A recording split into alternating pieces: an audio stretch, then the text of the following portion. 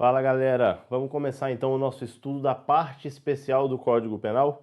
Então vamos lá, olha só. Dentro do estudo da parte especial do Código Penal, nós vamos estudar os crimes em espécie. Então aqui é a parte em que nós vamos estudar os crimes contra a pessoa, crimes contra patrimônio, crimes contra a administração pública, dignidade sexual, fé pública, beleza? Obviamente, você vai ter que observar que nem todos os crimes caem em todos os concursos. Normalmente, o seu examinador para seu concurso, ele seleciona determinados crimes da parte especial que serão cobrados. Em regra, nós trabalhamos na parte especial com os crimes contra a pessoa, crimes contra o patrimônio e crimes contra a administração pública. São aqueles que normalmente são cobrados em quase todos os concursos.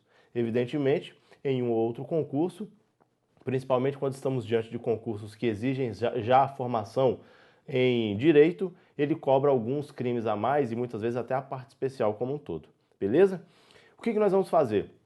Nesse primeiro momento, estudando a parte especial, nós vamos estudar os crimes contra as pessoas. E dentro dos crimes contra as pessoas, nós perceberemos que existem vários títulos do Código Penal que tratam de vários crimes que são praticados contra a pessoa. Crimes contra a vida, por exemplo. Então, vamos fazer o seguinte. Primeiro, antes de mais nada, eu vou trazer para você uma visão geral dessa estrutura da parte especial do Código Penal. Eu vou te situar comigo dentro do Código Penal e aí sim nós iniciaremos o estudo dos crimes em espécie. Beleza? Então vem comigo na tela, olha só como é que vai funcionar. Nós vamos estudar a partir de agora os crimes contra a vida e mais precisamente iniciaremos pelo homicídio. Mas antes de chegar no homicídio e crimes contra a vida, vamos entender onde é que esses crimes se situam dentro do Código Penal. Então olha só comigo. O primeiro título da parte especial do Código Penal, que se inicia justamente no artigo 121, esse primeiro título ele trata dos crimes contra as pessoas. E dentro desse título nós temos várias possibilidades de crimes que são praticados contra as pessoas. Nós temos os crimes contra a vida, nós temos as lesões corporais, temos os crimes de periclitação da vida e da saúde, o crime de rixa, aqueles crimes contra a honra e, finalmente, os crimes contra a liberdade individual, constrangimento ilegal, ameaça e por aí vai. Então veja que são seis capítulos dentro do primeiro título da parte especial. O que normalmente vem cobrado no seu concurso é o quê? No edital aparece a seguinte expressão: eu quero que o candidato conheça os crimes contra as pessoas. Os crimes contra as pessoas. Então veja que quando o seu edital resolve cobrar crimes contra a pessoa, ele na verdade está te cobrando algo muito extenso, porque ele quer que você conheça todos esses capítulos que estão dentro do primeiro título. Professor, conhecendo esses capítulos, todos eles caem em prova com frequência, são recorrentes, são objetos de prova? E eu já posso te alertar. A gente vai dar uma atenção muito especial aos crimes contra a vida, aos crimes de lesões corporais, aqueles crimes contra a honra, né, os famosos calúnia, difamação e injúria. E quanto à periclitação à vida e à saúde, rixa e os crimes contra a liberdade? Aqui, pessoal, nós não vamos nos deter muito ao estudo desses crimes porque raramente são abordados em provas de concurso público. E, obviamente, você vai perceber comigo que o estudo da parte especial, ele exige que nós nos detenhamos em determinados crimes, que são aqueles mais recorrentes, e nesses crimes nós aprofundaremos o estudo, a gente vai trazer aqui doutrina, jurisprudência, tudo aquilo com a maior profundidade possível que você precisa para resolver sua prova. Agora, em determinados crimes, eu vou te alertar. É importante que leia o tipo legal, é importante que você conheça a letra seca da lei, mas não é necessário que nós façamos aqui um estudo aprofundado do crime. Não há essa necessidade. Até porque um curso da parte especial que aborde todo e qualquer crime dessa parte especial, ele vai demorar aqui mais de um ano. E aí não é interessante para você, você tem que ter objetividade para o seu concurso. Então essa parte do trabalho eu já fiz para você. Eu vou te passar o caminho das pedras, aqueles crimes que são recorrentes em provas de concurso, e esses você vai acertar. E sempre que necessário eu vou te fazer o alerta. Olha só, esses artigos aqui você vai dar uma lida na sua casa. E aí você vai fazer então esse compromisso comigo. Eu te ajudando e você me ajudando. Nesses crimes que não houver a necessidade de um estudo aprofundado, que bastar a leitura desse tipo penal, eu vou te alertar. Dos artigos X a Y você vai ler e conhecer o tipo legal. Os outros eu vou estudar com você. Vou te trazer tudo que você precisa. Tranquilo? Então vem comigo na tela. Chega de enrolação. Eu te disse que nós vamos estudar crimes contra a vida e nós iniciaremos pelo homicídio, não é isso mesmo? Você vai observar que crimes contra a vida é o primeiro capítulo do primeiro título da parte especial. Olha que interessante. Quando nós enxergamos os crimes contra a vida, que vão do artigo 121 a 128, você vai observar comigo que nós temos quatro crimes de extrema importância para qualquer prova de concurso: homicídio, participação em suicídio, infanticídio e aborto. Esses quatro crimes aqui vão demandar da gente um estudo aprofundado e necessário para a prova de concurso público. E nós iniciaremos o nosso estudo agora pelo artigo 121. É apenas um artigo do Código Penal, 121, mas que traz uma quantidade enorme de informações para a gente e a gente vai conhecer todas elas. Tranquilo? Então vamos iniciar o nosso estudo, pessoal, pelo crime de homicídio, artigo 121 do Código Penal. Homicídio, como todos já sabem, é a injusta morte de uma pessoa praticada por outrem. Homicídio, ele é o tipo central dos crimes contra a vida. É o crime por excelência. É o crime mais antigo do nosso ordenamento jurídico. Na verdade, o crime mais antigo da humanidade. É uma conduta que jamais foi aceita em nenhum momento de nenhuma sociedade que existiu até então. Por isso nós dizemos que ele é o tipo central dos crimes contra a vida. E aí, pessoal, você vai observar comigo. Eu tenho uma forma de trabalhar essa parte especial, que é sempre trazendo para você, antes de iniciar o estudo do crime em si, a estrutura do crime, como esse crime é disposto no Código Penal. E você vai observar comigo. O delito de homicídio, ele é disposto da seguinte maneira. No caput do artigo 121, nós temos o homicídio doloso simples, cuja pena varia de 6 a 20 anos. No parágrafo 1º, nós teremos o homicídio doloso privilegiado. Esse homicídio doloso privilegiado nada mais são do que causa de diminuição de pena. Causa de diminuição de pena. Então, no parágrafo 1º, nós teremos ali algumas causas de diminuição de pena. Depois, no parágrafo 2º, ele já traz para a gente o homicídio doloso qualificado. E aqui a pena passa a ser de 12 a 30 anos. De 12 a 30 anos. No parágrafo 2º-A, um parágrafo introduzido já no ano de 2015, em razão de uma alteração feita no rol do parágrafo 2º das qualificadoras, em que foi introduzido o famoso feminicídio, foi acrescentado ao artigo 121 esse parágrafo 2º-A. Esse parágrafo 2º-A ele vai conceituar para a gente a expressão condição do sexo feminino. Você vai entender direitinho comigo isso daqui já ali na frente, quando a gente for estudar tudo isso. Depois, nós avançaremos para o parágrafo 3º, que trata do homicídio culposo, um crime cuja pena é de detenção, e uma pena de detenção de 1 a 3 anos. 1 a 3 anos. Claro que no homicídio doloso, nós sabemos, seja ele simples ou seja ele qualificado, estaremos diante de pena de reclusão. Depois nós vamos estudar aquelas causas que aumentam a pena, tanto no homicídio doloso quanto no homicídio culposo. São as majorantes de pena, causas de aumento de pena. No parágrafo 5º, nós trataremos do perdão judicial. É possível perdão judicial no homicídio e você vai ver em que hipótese. Obviamente, quando estivermos tratando de homicídio culposo, você vai observar isso comigo. Depois, avançaremos para o parágrafo 6º, que traz para a gente as causas de aumento de duas maneiras. Praticados o homicídio por meio de grupo de extermínio ou milícia privada, esse homicídio sofrerá uma causa de aumento que nós iremos tratar também, a conceituação desses termos e o quantum de aumento. E por fim, mais um parágrafo acrescentado em 2015, que é a causa de aumento de pena, especificamente no tocante ao feminicídio. Já te alerto, você vai ficar ligado com isso daqui. O quê? Parágrafo 2º-A, parágrafo 2º-A e parágrafo 7º serão objeto de prova em concurso público daqui para diante com muita frequência. Em razão de ser alteração legislativa recente, eles vão abordar isso daqui com toda certeza. Já vem abordando, diga-se de passagem, a alteração aqui do feminicídio que foi no segundo semestre do ano passado, já foi abordado em prova em algumas oportunidades. Eles continuarão abordando isso daí com frequência. A gente vai dar uma ênfase legal nesses dois pontos aqui para você chegar voando na sua prova. Beleza? Então, olha só. Você já tem aqui uma visão panorâmica de como funciona o crime de homicídio. Uma visão panorâmica. E você vai observar que dentro de todos os artigos e parágrafos que nós abordamos aqui, você não encontrou em nenhum momento dentro dessa estrutura a existência do homicídio préter-doloso. Você observou isso? Nós temos o homicídio doloso, tanto no caput, né, o homicídio simples, quanto no parágrafo 2º, o homicídio qualificado. Esse homicídio é o doloso, aquele em que o agente mata com a intenção de matar. Nós também temos o homicídio culposo, aquele do parágrafo 3º, em que o agente, apesar de não ter a intenção de matar, ele acaba por uma conduta negligente matando alguém, homicídio culposo. Agora você vai observar que o homicídio préter-doloso não se encontra em nenhum momento nessa estrutura que nós analisamos. Ou seja, o homicídio préter-doloso ele não será punido no nosso ordenamento? Vem comigo na tela, vamos entender isso daqui.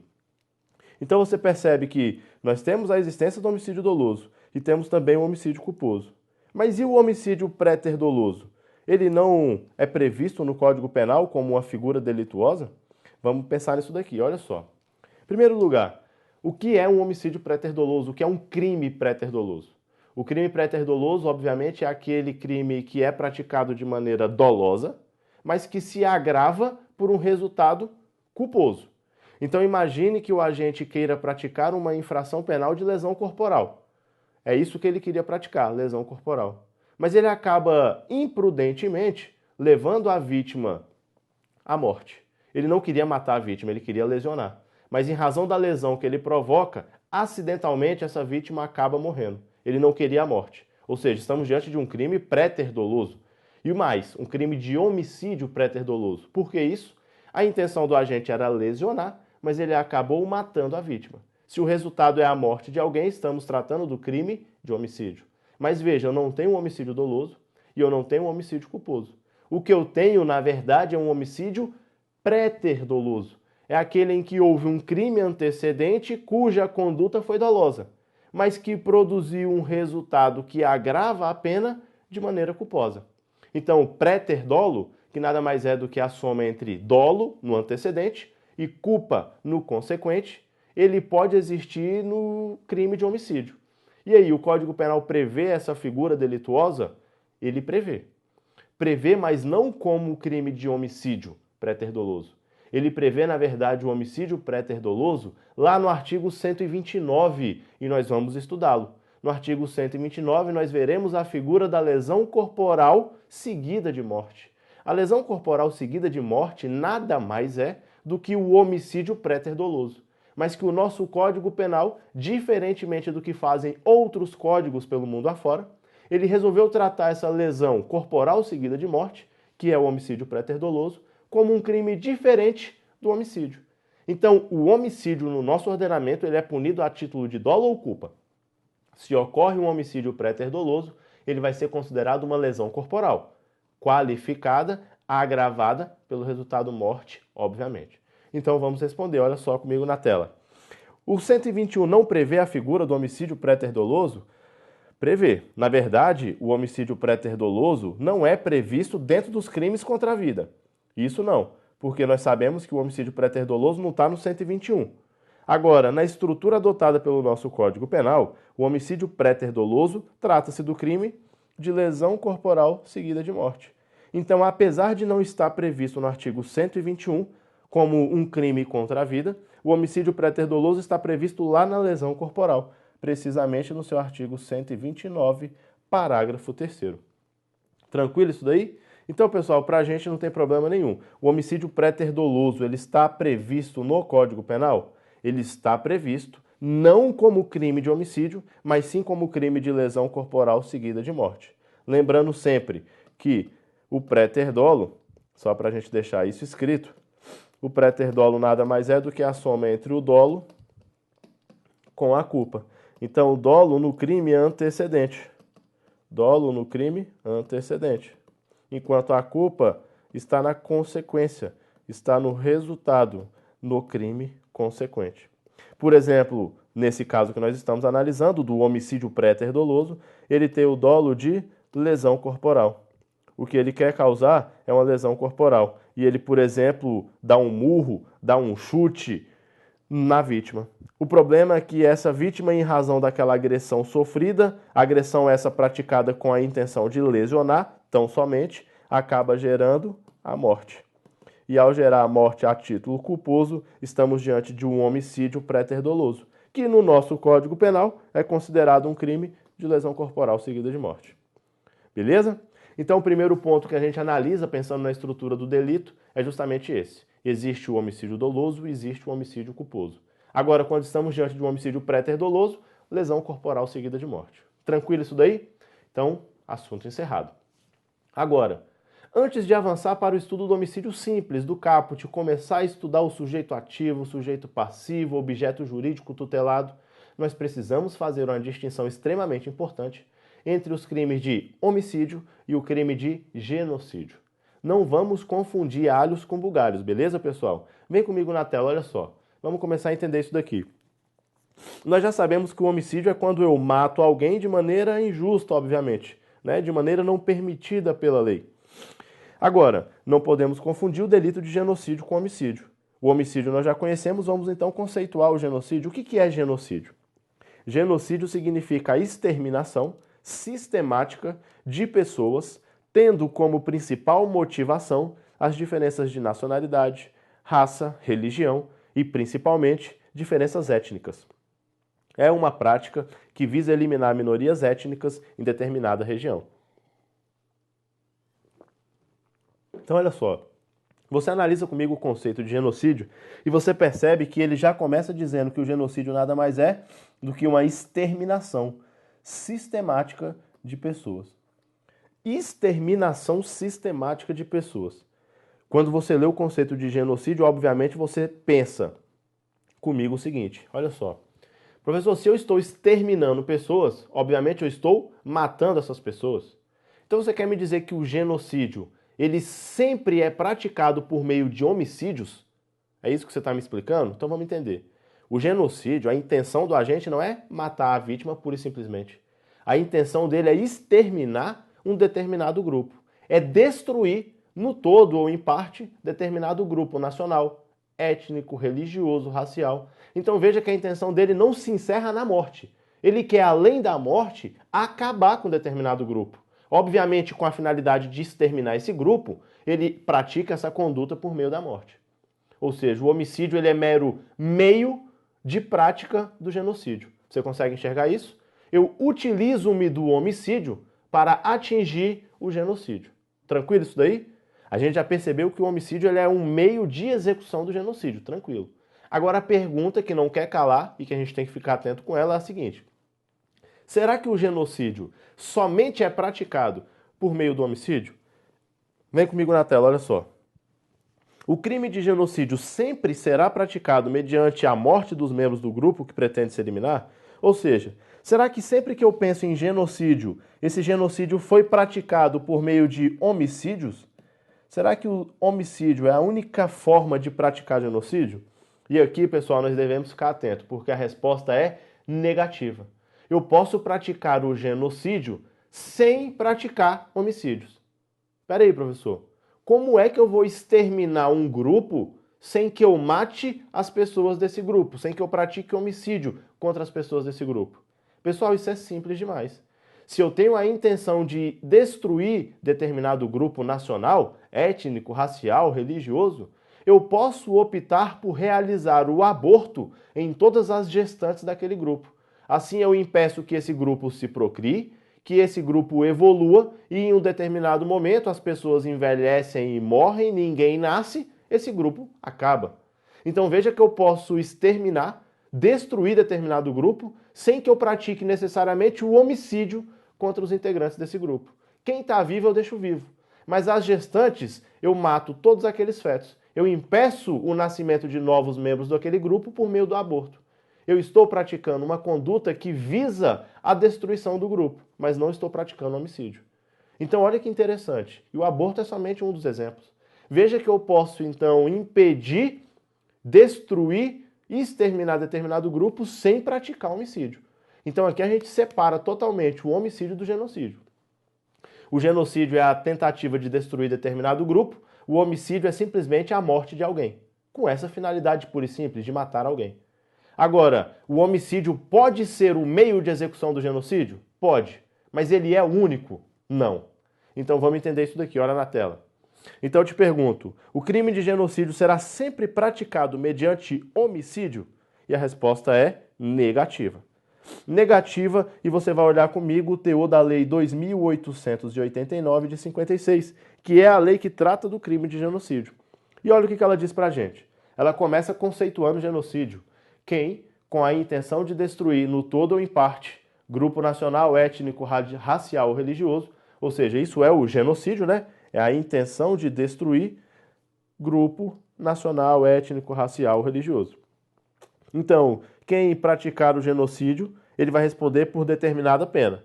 Agora, como é que ele vai praticar o genocídio? Ele vai matar membros do grupo. E aqui sim, aqui seria o homicídio. Veja que matar membro do grupo caracteriza o homicídio. Seria uma das formas de execução, mas é a única? Não. Veja que ele ainda traz mais 4 formas de praticar essa conduta, 4 formas diferentes. Então, olha só. Causar lesão grave à integridade física ou mental de membros do grupo. Como assim, professor? Imagina o seguinte. Eu quero exterminar determinado grupo. O que eu começo a fazer? Eu vou começar, então, a esterilizar todos os homens desse grupo para que eles não consigam mais gerar filhos e que esse grupo, em determinado momento, se encerre, se extinga. Veja, provocando lesão corporal à integridade física, eu impeço que esse grupo se procrie, evolua e em determinado momento ele vai se acabar. Beleza? Então, lesão corporal é outra forma. Bem na tela. Submeter intencionalmente o grupo a condições de existência capazes de ocasionar-lhe a destruição física ou total ou parcial. Adotar medidas destinadas a impedir nascimentos no seio do grupo. Olha aí, por meio do aborto, como eu tinha te dito. Ou então efetuar a transferência forçada de crianças do grupo para outro grupo, impedindo que aquela cultura se perpetue. Então veja, a Lei 2889 de 56, ela traz para a gente várias formas de execução do genocídio, sendo que o homicídio é apenas uma dessas formas de execução. Compreendido isso daí? Então, você já sabe, não vou confundir homicídio com genocídio, uma coisa não tem nada a ver com a outra.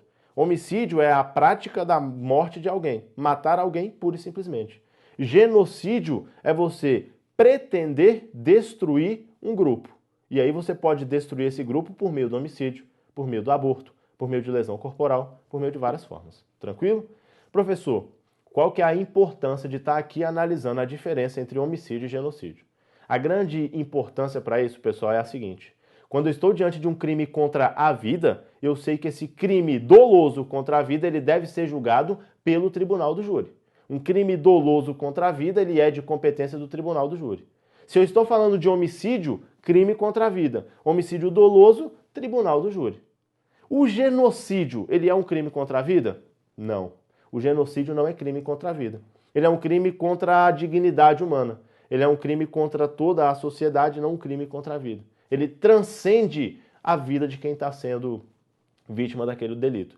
Então, aqui a gente já faz uma distinção. Enquanto o homicídio vai para o tribunal do júri, o genocídio, em nenhuma hipótese, é julgado no tribunal do júri. Ou melhor dizendo, em regra, não será julgado no tribunal do júri. Ele será julgado na justiça comum, não no tribunal do júri. Agora, dá uma olhada comigo na tela. Vamos lá.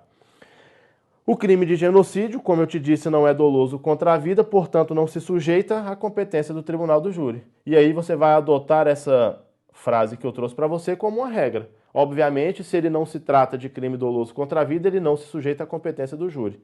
Mas eu sei que uma das formas de executar o genocídio é por meio do homicídio. Então, atenção, quando o genocídio é praticado por meio de homicídios, e homicídio sim julgado pelo tribunal do júri, contra membros do grupo que se pretende exterminar, o genocídio será julgado pelo tribunal do júri em razão da conexão que possui com o crime contra a vida, com o homicídio. Assim determina o Código Penal, o Código de Processo Penal, pessoal. Artigo 78. Na determinação da competência por conexão, é o nosso caso, né? Conexão entre genocídio e homicídio, serão observadas as seguintes regras. No concurso entre a competência do júri e a de outro órgão da jurisdição comum, prevalece qual, pessoal? A competência do júri.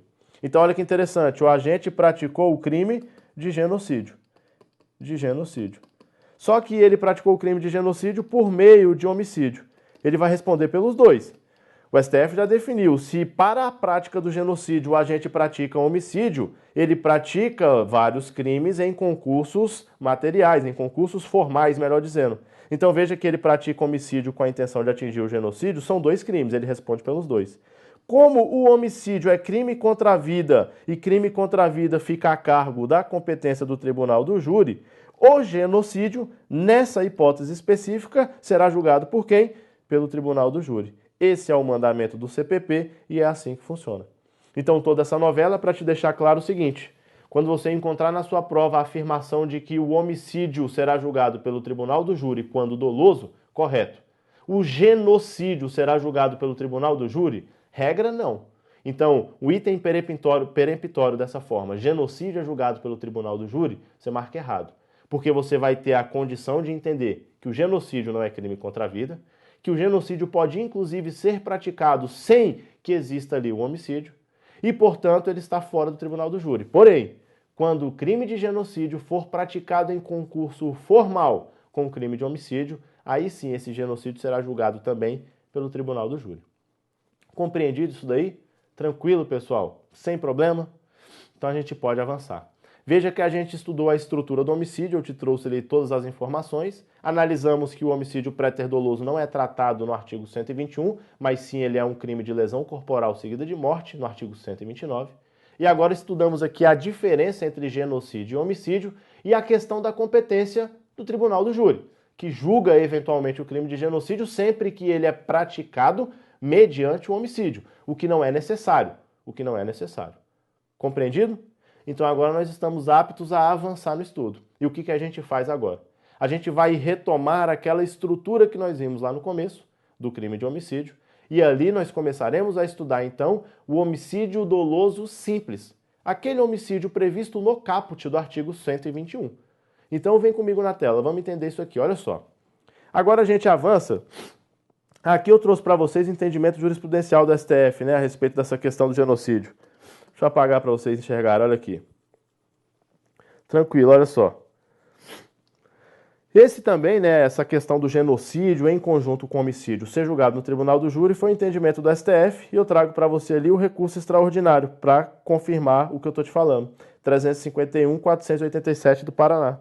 De acordo com o STF, se houve o concurso formal entre genocídio e homicídio, compete ao tribunal do júri da Justiça Federal. É o que a gente disse, eu estou trazendo para você só o número do julgado do STF. E esse não só é o entendimento expresso do CPP, como também do STF. Beleza? Então vamos lá, olha só. Homicídio simples, aquele previsto no caput do artigo 121.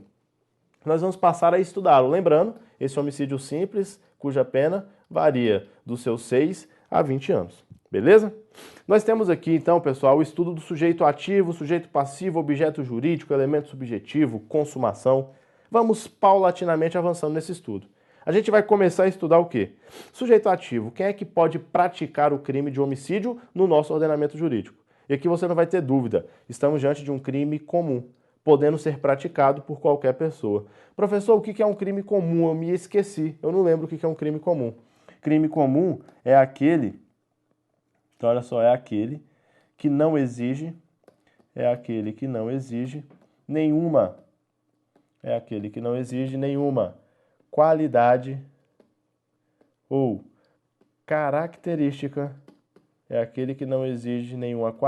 ou característica, especial do sujeito ativo. Então, quando eu falo que o crime é um crime comum, significa que o sujeito ativo não precisa de nenhuma qualidade ou característica especial. Ou seja, qualquer pessoa pode praticar esse crime.